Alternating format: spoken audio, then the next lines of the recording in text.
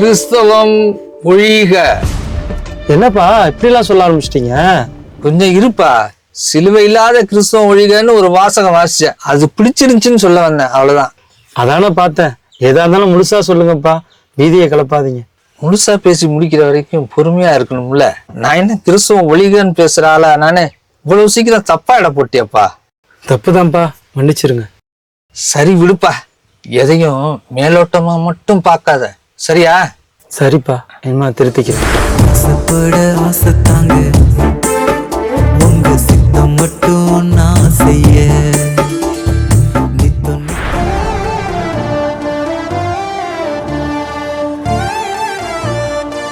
என்னப்பா நம்ம டேவிட் இங்க நிக்கிறான்? ஆமாப்பா, இந்த என்னன்னு கேட்டுருவோம்.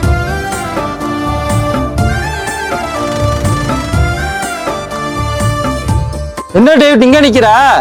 வாங்கப்பா வாங்கப்பா, ஜேம்ஸ் அண்ணா வரேன்னு சொன்னதான் நிக்கிறேன். என்னப்பா டேவிட், நல்லா இருக்கியா? நல்லா இருக்கேன்ப்பா, நீங்க நல்லா இருக்கீங்களா? ஆண்டவர் நமக்கு ஒரு குறையும் வைக்கலப்பா. ஆமீன், கர்த்தர் நல்லவருப்பா. ரொம்ப சந்தோஷம். ஆமா, ஜேம்ஸ் எப்படி இருக்கான்?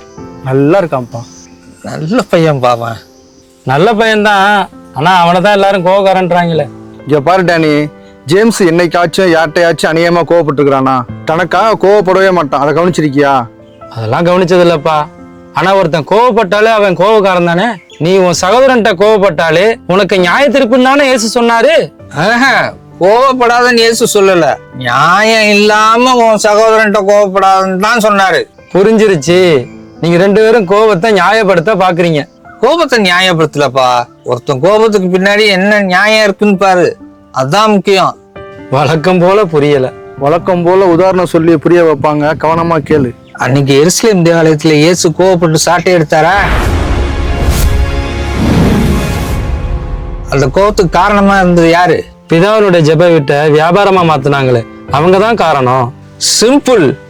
நீ கோபப்படுறவனை பாக்குற, நான் கோபத்துக்கு காரணமா இருக்கிறவனையும் சேர்த்து பாருன்னு சொல்றேன். அதானே நியாயம்? அப்பா, புரிஞ்ச மாதிரியும் இருக்கு, புரியாத மாதிரியும் இருக்கு. டேனி, கொலை செய்யறவனை விட கொலை செய்ய தூண்டுறவனுக்கு தான் தண்டனை அதிகம்னு அப்பா சொல்றாரு. இது உனக்கு புரியலையா? இப்ப கொஞ்சம் புரியுற மாதிரி தான் இருக்கு. இத பாரு டேனி, இரக்கமே இல்லாத பரிசேயருடைய கடினமான உள்ளத்தை பார்த்து இயேசு எத்தனை முறை கோவப்பட்டாரு, வேதனைப்பட்டாரு தெரியுமா? அதுக்காக இயேசுவை கோவக்காரன்னு சொல்ல முடியுமா? அது எப்படி சொல்ல முடியும்? பரிசேயனுடைய இருதயம் புள்ள அழுக்கு, ஆனா வெளியில தெய்வீகமா காட்டிக்கிட்டாங்க. அப்பேற்பட்ட மாய்மாலக்காரன் கூட கூடி கொலவ முடியாதுல்ல, அப்புறம் எப்படி இயேசு குறை சொல்ல முடியும்? என்ன டேனி, உன் கருத்தையும் சொல்லுப்பா. என்னத்த சொல்றதுன்னு தெரியலப்பா.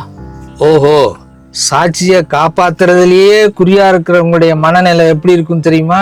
நடக்கிற தப்பையும் கண்டுக்க மாட்டாங்க, தான் செய்யற தப்பையும் வெளியே காமிச்சிக்க மாட்டாங்க. பேசாம ஒதுங்கி வாழ்றதுதான் பரிசுத்தம் நினைச்சிட்டு இருப்பாங்க. அந்த குரூப்ல மாட்டிக்காத டேனி.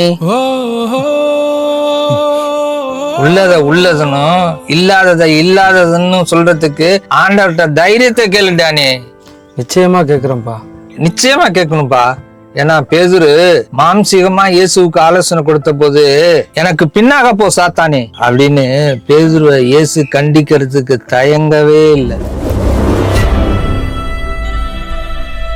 இதே மாதிரி இன்னொரு சம்பவம் எனக்கு ஞாபகத்து வந்துட்டானே. பேதுரு புரஜாதி மக்களோட உட்காந்து சாப்பிடும் போது யூதர்கள் வர்றதை பார்த்து இடத்த மாத்தி உட்காந்து சாப்பிட்டாருல்ல, அவர் அப்படி உட்கார்றத பார்த்து விட்டு எல்லாருக்கும் முன்னாடியும் லெப்ட் ஹேட் வாங்கினார்ல பவுலு பேதுருவை, அந்த தைரியம் நமக்கும் வேணும். இந்த இடத்துல இன்னொரு விஷயத்தை நான் தெளிவுபடுத்த விரும்புறேன்ப்பா. சத்தியத்துக்கு ஏற்றபடி சரியா நடக்காதவங்கள சத்தியத்துக்கு ஏற்றபடி சரியா நடக்கிறவன் தான் புத்தி சொல்லணும். ஆளாளுக்கு புத்தி சொல்றேன்னு கிளம்பிட்டீங்கன்னா விளைவு விபரீதத்துலதான் முடியும்.